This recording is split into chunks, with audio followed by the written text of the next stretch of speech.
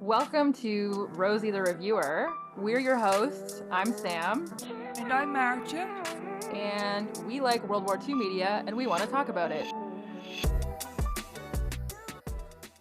Welcome back to Rosie the Reviewer. This week we are talking about a film called For the Moment, which came out in 1993. It was written and directed by Aaron Kim Johnston, and the film follows several Canadian women and the young would-be pilots who have come to earn their wings at a training facility in their small Manitoba town during World War II.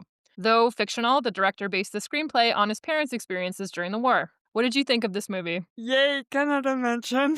Yes, Canada mention. I thought this movie was okay. I didn't love it, but I also didn't hate it. It's a real character piece. Just didn't think it was super exciting, but the acting's fun. Russell Crowe is really good in this. He's young and very charming. And there's some women with actual thoughts and feelings, and that's good. So I enjoyed that part of it. I just thought the storyline was a bit boring, maybe. How about you? Yeah, you're right. It is super character driven and not a lot quote unquote happens. But there was something in it that felt really earnest to me. Like, I really wanted to root for these characters. I thought that it was pretty well acted. As you say, this is Russell Crowe in one of his very first leading roles. He was in his late 20s when this movie was made. And I do think he's charming. As you say as well, the women were actually given something to do. And I think that those characters feel really fleshed out and human in a lot of ways to me. I liked it more than I was expecting. Normally, I come into a movie that I know is a romance,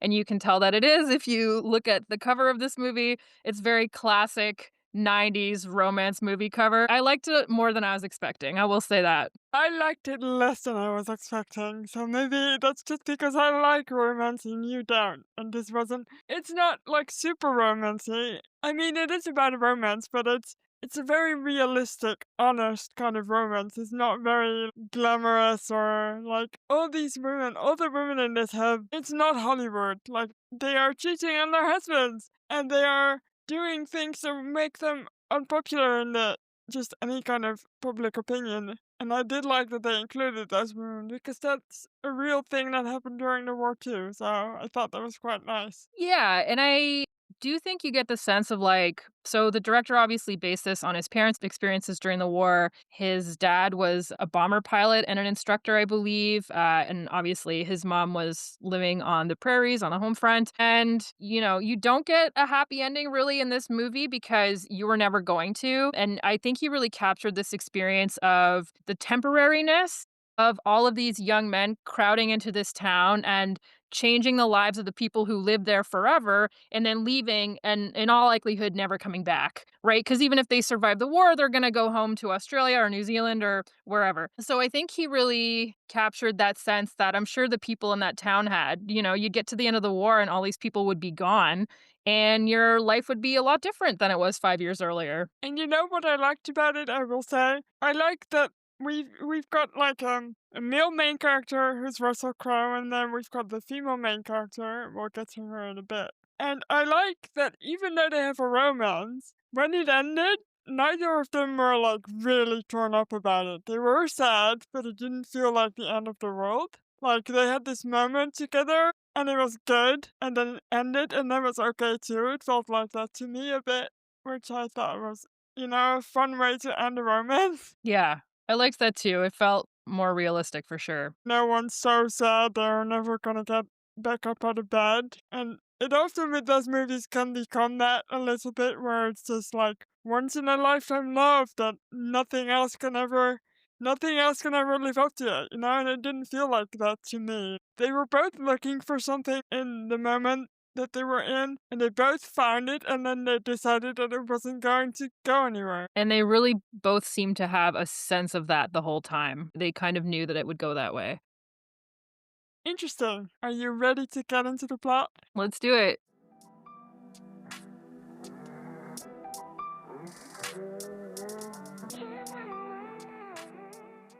We start off in Manitoba. in Canada in 1942. We're following a biplane, which is a de Havilland tiger moth. It's soaring through the clouds. We get strains of Pachelbel's cannon, and then we're going to see that same sort of image again at the end. It's going to come full circle. And we get introduced to these two pilots, an Australian named Lachlan Curry, played by Russell Crowe, and a Canadian played by Johnny Crouch, played by Peter Outerbridge. And you might remember Peter Outerbridge as Lorna's husband in Bomb Girls, which we covered last year. You can go listen to those episodes if you would like to hear more about Peter Outerbridge. And these two pilots, they're sort of on a little joyride. They soon touch down to rendezvous with Johnny's girlfriend, Kate, played by Sarah McMillan, and her farmer sister, Lil, played by Christiane Hurt. Lil has a husband fighting overseas, but that seems like it might not stop Lachlan from flirting up a storm. I can't blame him. I really like Lachlan. He's a little rascal, but not like in a rude, annoying way.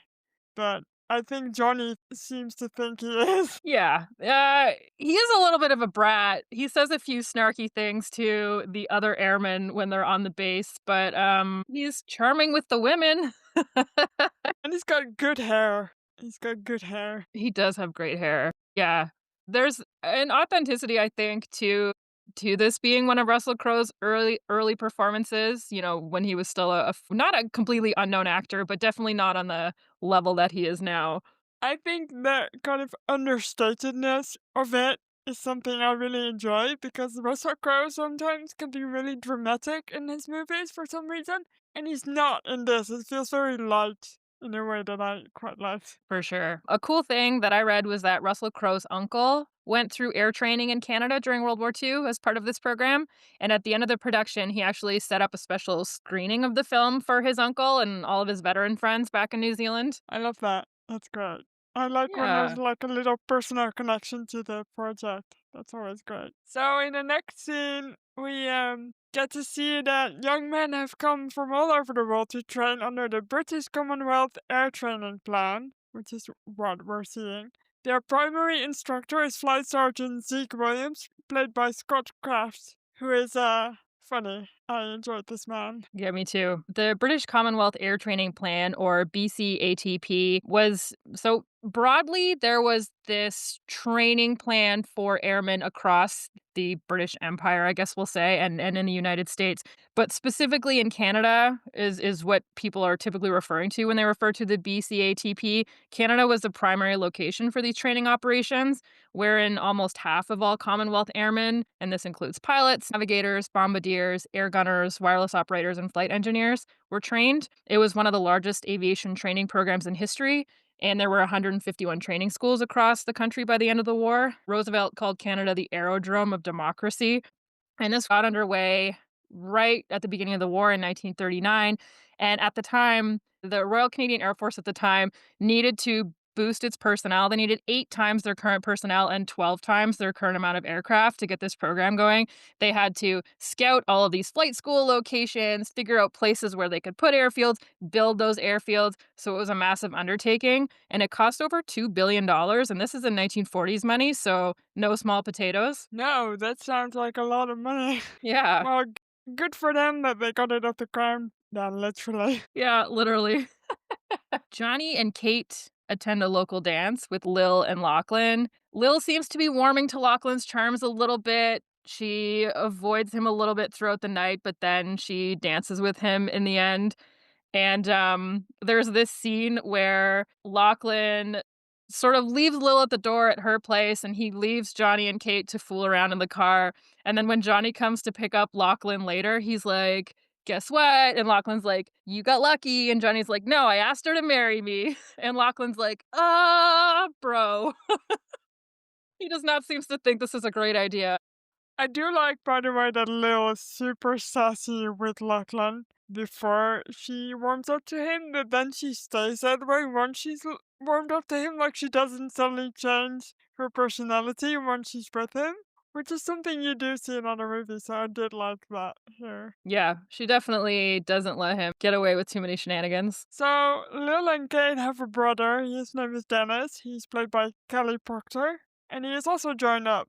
But he soon leaves for overseas already, so we don't get to see a lot of him. Yeah, the scene where they're all seeing him off at the train station, it's Lil and Kate and their dad, and they're all, of course, quite sad that Dennis is leaving. And Dennis does this little thing where He pretends that he's stepping off the train and he's like, "See, the time's already gone by. I'm already back.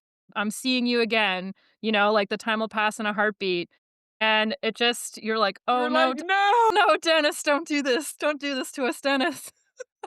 It's even worse because he grabs a piece of chalk and, like, outlines his feet where he comes off the train. So all I can think about is that's still gonna be there later on in the movie. It's gonna be there somewhere.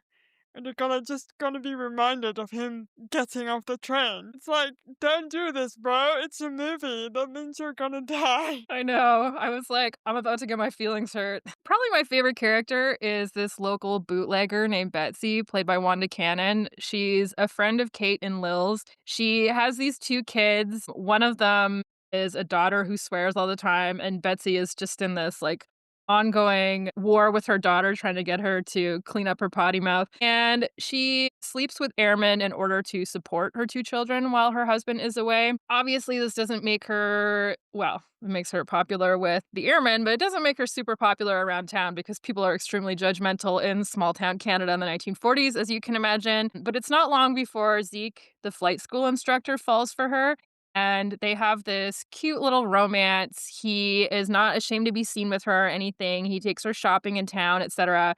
And at one point, he sort of just springs it on her. He's like, "Look, I think we should get married." And she doesn't really take him seriously.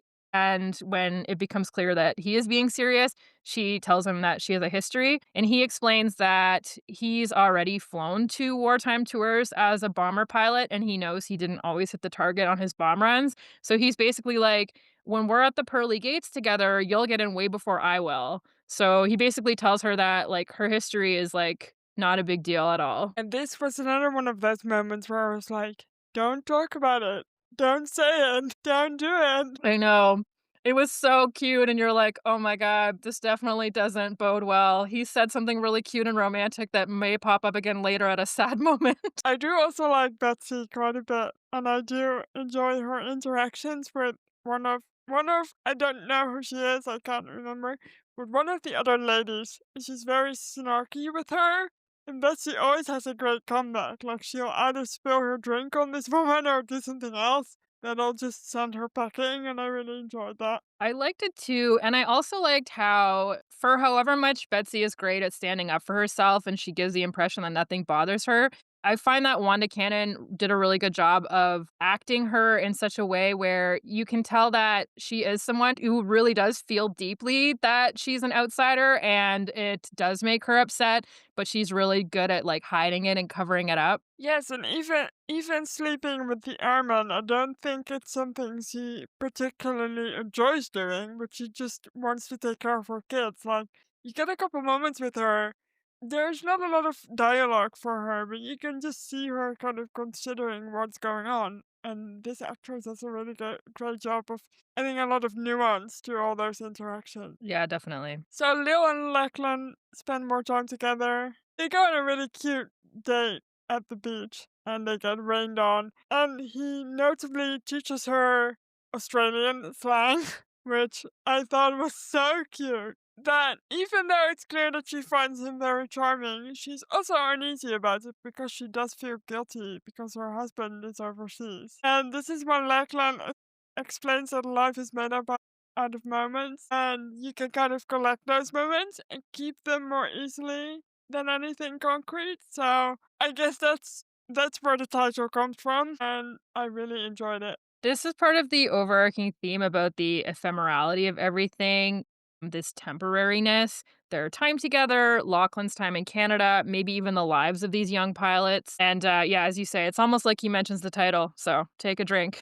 Three airmen who spot Zeke out shopping with Betsy. He just takes her out to the town to take her shopping. And they also kind of discuss her daughter getting a dress if she stops being a potty mouth until whatever time period they're talking about. And they see them together and they kind of look at them with some disdain or at least almost a smirk. And they know her history. So after they've seen them there together, they show up at Betsy's barn with obvious malintent, I want to say. You can see they're up to no good, but she manages to kind of blag her way out of it. She gets rid rid of them. It's the first time you see her really scared.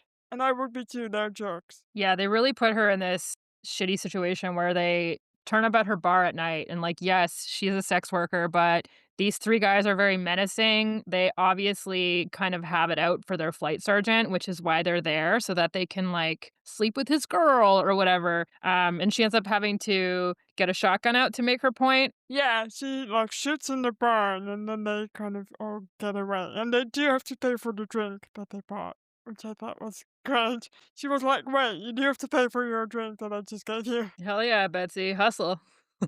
Training school isn't all laughs either.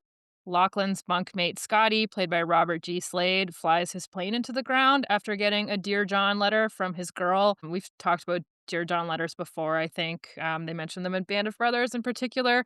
These are breakup letters that soldiers would get from women back home, and yeah, there's a little poignant scene, I guess, where Russell Crowe's character is talking to Scotty over the radio and is trying to talk him down, and is just not able to. This scene made me so sad because before, earlier, when Lachlan just gets to the flight school, he kind of pokes fun at this guy for having a beautiful girlfriend and he gets really upset that he's looking at his girl. And now he has to talk him out of it, even though they're not really friends because Lachlan doesn't make any friends at flight school. He's not a jerk, but like you said, he is a bit of a brat to everyone, and he tries to talk him out of it, and for a minute you think he's gonna succeed, but it's so sad.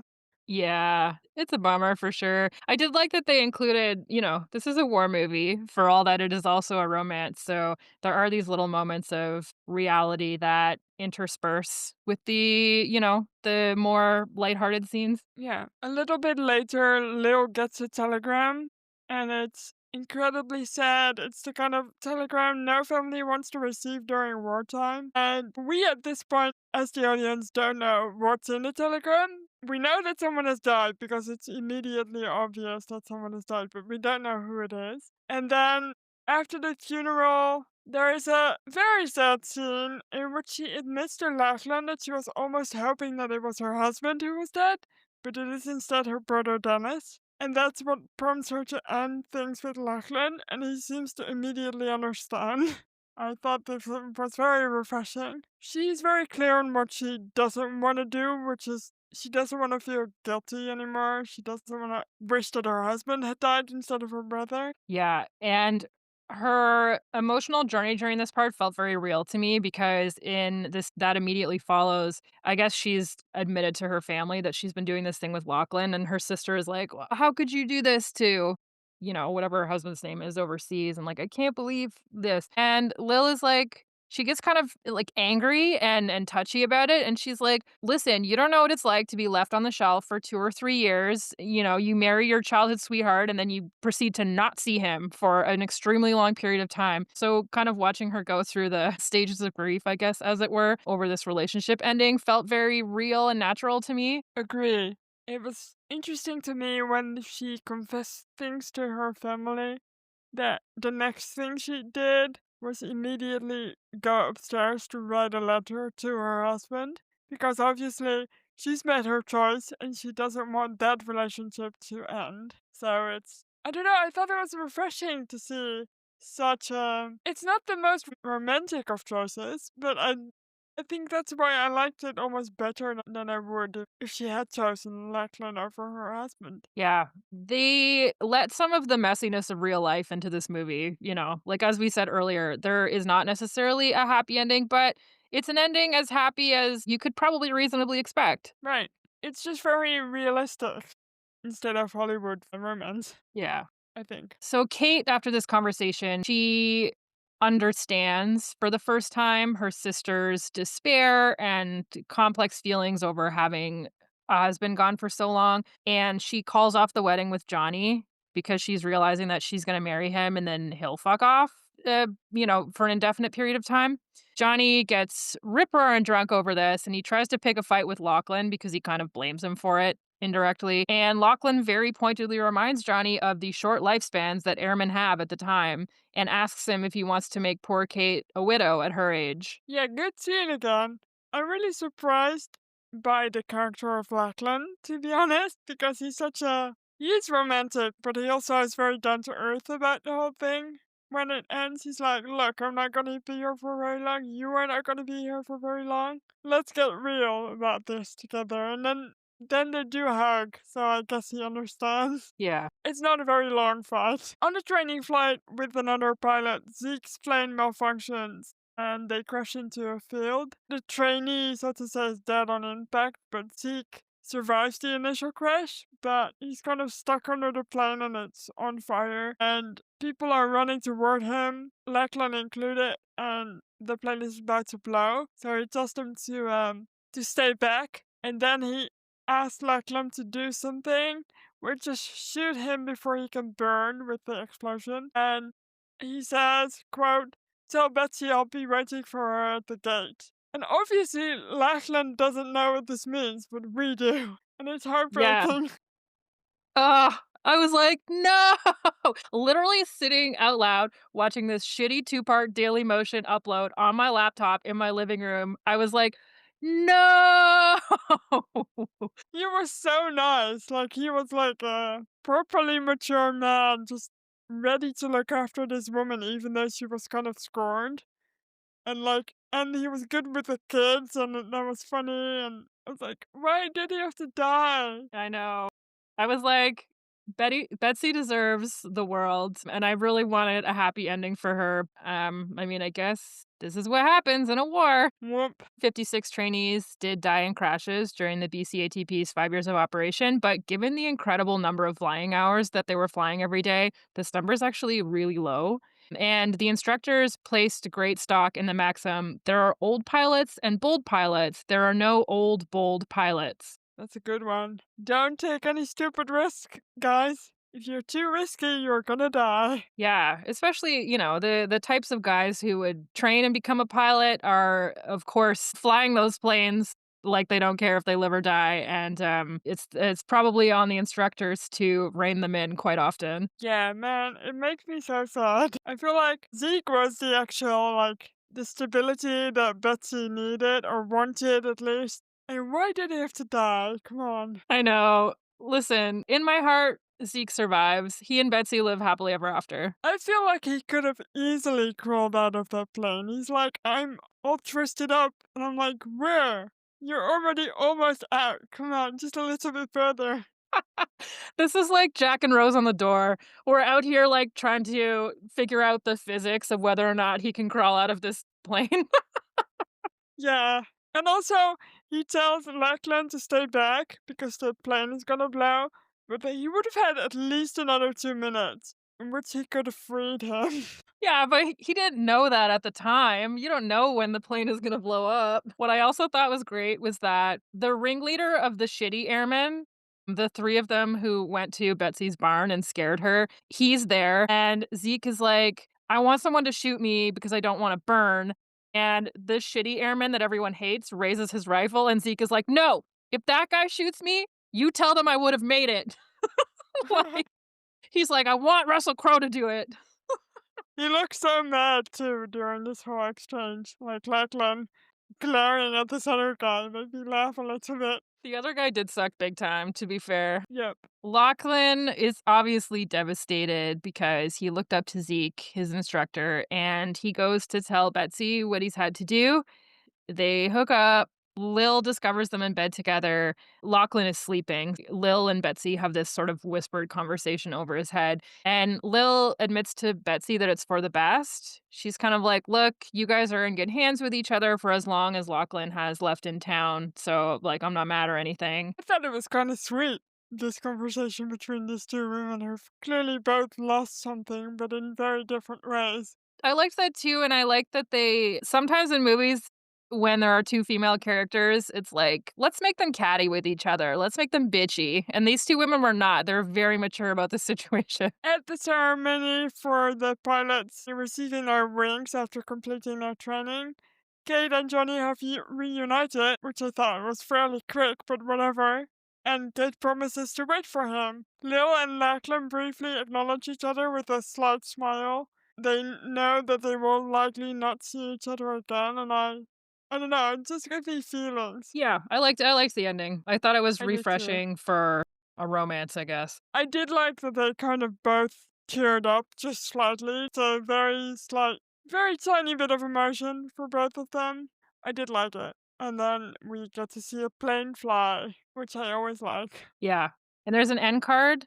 This film is dedicated to the more than 250,000 young men and women from around the world who participated in the British Commonwealth Air Training Plan in Canada during the Second World War, and to all those whose lives and hearts they touch for a moment, forever. The ending, the last line is quite cute. For a moment, forever. By the way, if anyone wants to watch this movie, good luck. The only place you can find it is on Dailymotion. Yeah, the distribution rights have expired, so unless you own it on VHS or DVD, you will be watching an extremely grainy version of it uploaded in 2 parts on Dailymotion, which, by the way, shout out to the person who did that. Thank you. And that's the end of the movie.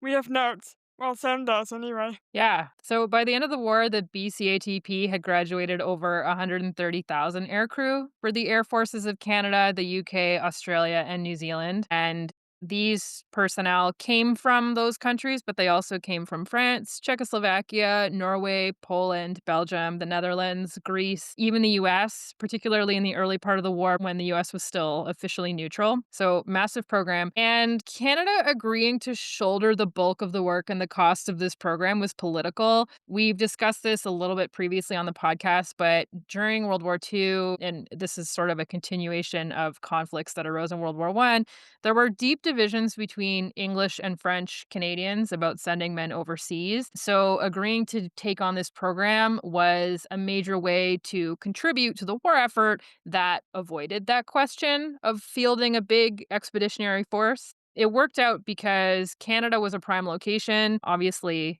it's distant enough from the actual fighting. There's good geography and climate for flying, and it's close to US industry, so easy to get planes up there, to get fuel, that kind of stuff. And Canada had actually hosted flight training schools right at the end of World War I as well. So this was kind of almost a continuation of that. Relevant to this movie, more than 3,750 airmen who came to Canada to train married Canadian women, and a lot of them stuck around. And the BCATP spurred a strong aviation sector in post war Canada and boosted the economy more broadly in the wake of the Great Depression. Airports that were built or expanded under the program are actually still in use. And today you can visit some of the aircraft used in the film at the Commonwealth Air Training Plan Museum in Brandon, Manitoba, which is where our movie took place, and it was largely shot there as well. That's helpful. I want to say the biggest conversation we had about Canada and like the feelings about the war was in our episode about the forgotten battle. So if you haven't listened to that one yet, there's some Canada mention in there. And it's a good episode to listen to, so go do that. So before we rate this movie, I would like to remind you that you can follow us wherever you get your podcast. And if you would kindly rate us 5 stars, we would appreciate you very much. And we might even give you a shout out if you leave a review somewhere. And you can send this episode to a friend. If you send this episode to a friend, a very strong Canadian woman will learn some Aussie slang. All right, we have to rate this movie. I feel like we should rate it fair dinkum out of 10. You should explain to the people what fair dinkum means if, like me, they did not know before. Sure. Fair dinkum means real or true or genuine in Australian slang-ish. And it's a big part of the movie, and it's also the last thing I think Lachlan and Lil said to each other, which I thought was so cute, to be honest. Yeah, it was cute. They're acknowledging that even though it's over, It was real. it was true and genuine and real. Yay. You go first. I'm gonna rate this movie, gosh, I'm gonna give it 7 fair dinkums out of 10. I know that objectively it's not a super strong overarching narrative, but I do think the cinematography is quite nice. I really liked that they did use the real planes, and you can tell there's a lot of like authenticity to that. It looks really good and like 1940s-ish, like it looks really historically accurate to me. I thought the acting was good and really earnest and authentic. And, I felt that way about the writing as well in terms of the characters and their relationships with one another, and I like this movie a lot more than I thought. So, yeah, I'm happy with my 7 fair dinkum out of 10. Super unfortunate to me that you can really only watch it in a two-part shitty upload on Dailymotion, but, we persevere. I'm gonna rate it 6.8 Ferdinands out of 10. Slightly less than yours, only because I was a little bit bored while watching it. Like, talking about it now, I realize there's a lot of stuff that I do like about it. Like, the women are all fleshed out and good characters. The men aren't particularly shitty, apart from the 3 airmen that we don't like. I would have liked to see more Russell Crowe in a plane, maybe, like in an actual fighter plane or training plane or whatever. But overall, I enjoyed it. I enjoyed the sort of understated acting quite a bit. It made it seem really natural to me. Yeah, enjoyable. Not super exciting, but still like a good afternoon spent for me. And we always love a Canada mention. We do love a Canada mention, and we also love the Netherlands mention. There is a mention. We don't get to see any Dutch guys, but they are there. My grandpa was born on the prairies in 1922, so this would have been the Western Canada of his childhood and his youth. Yeah, I really liked that they actually filmed it in Brandon, Manitoba. I thought it was cute. I went on the Brandon, Manitoba Facebook page, and sometimes people still talk about this movie, and they're like, "Yeah, they filmed this part at my farm," or whatever. I really liked that. I felt like they got the atmosphere right, or it feels that way to me. Have you ever been to the museum in Manitoba? No, I haven't, but I'll have to put it on my massive Canadian road trip list one day. Please do. I would be very curious to see some pics of that, for sure.